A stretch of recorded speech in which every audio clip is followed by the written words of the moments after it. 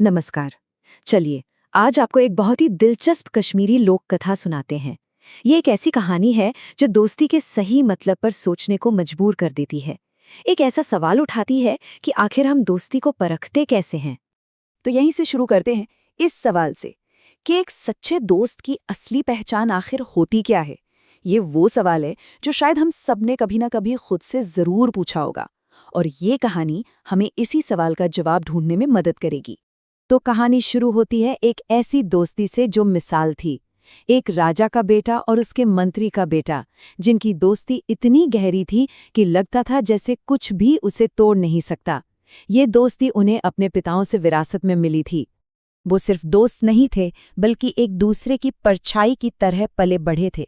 उनका रिश्ता कई पीढ़ियों के भरोसे पर बना था। पर सवाल यही है, क्या सबसे मजबूत दिखने वाला रिश्ता भी आजमाइश की घड़ी में टिक पाता है? और बस यहीं से कहानी में एक ऐसा मोड़ आता है जो सब कुछ बदल देता है। एक मामूली सा शिकार का सफर उनकी दोस्ती के लिए एक बहुत बड़ी परीक्षा बन जाता है। एक ऐसी परीक्षा जो उनके असली चेहरे को सामने लाने वाली थी। तो हुआ ये कि दोनों शिकार पर निकले। जंगल में घूमते घूमते वे बुरी तरह थक गए और उन्हें जोरों की प्यास लगने लगी। पानी की तलाश में वो जंगल में और गहरे उतरते चले गए, और तभी उन्हें कुछ ऐसा दिखा जिसकी उन्होंने कभी उम्मीद नहीं की थी। जरा उस मंजर के बारे में सोचिए। मंत्री के बेटे को एक झरना मिलता है और उसके पास एक बेहद खूबसूरत परी सो रही है, लेकिन उस परी की रखवाली कर रहा है एक शेर। एक तरफ इतनी खूबसूरती और दूसरी तरफ इतना बड़ा खतरा। अब देखिए, राजकुमार ने क्या किया। उस परी की खूबसूरती देखकर वो इतना खो गया कि उसने एक पल भी नहीं सोचा और फौरन उसे अपने साथ महल ले जाने का फैसला कर लिया।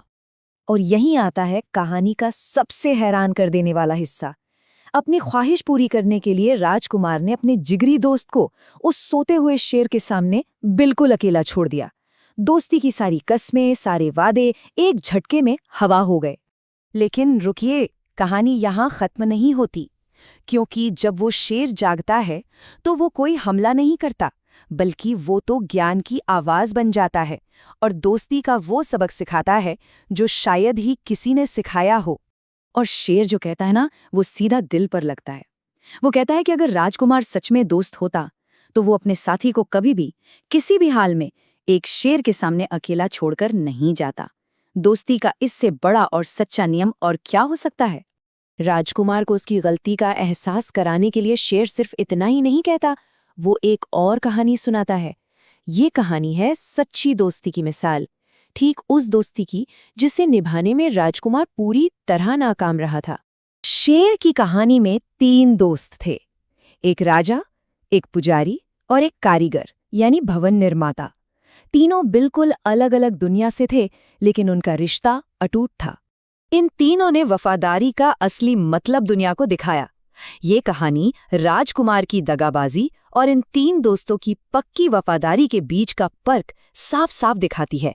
यही तो होता है सच्चा साथ, जो हर हाल में आखिर तक निभाया जाए। तो इन दोनों कहानियों को मिलाकर जो सबक निकलता है ना, वो आज भी उतना ही जरूरी है जितना शायद सदियों पहले रहा होगा। और आखिर में पूरी कहानी का निचोड़ बस एक लाइन में है। ये हमें सिखाती है कि दोस्ती करना ही सब कुछ नहीं है, बल्कि सही दोस्त चुनना सबसे ज्यादा जरूरी है। ऐसे दोस्त जो हर मुश्किल घड़ी में आपके साथ खड़े रहें। और ये कहानी आखिर में हमारे लिए एक सवाल छोड़ जाती है। ये हमें सोचने पर मजबूर करती है कि हमारे अपने दोस्ती के रिश्ते कैसे हैं, क्योंकि असली दोस्ती की पहचान अच्छे वक्त की पार्टियों में नहीं, बल्कि मुश्किल वक्त की परीक्षाओं में होती है।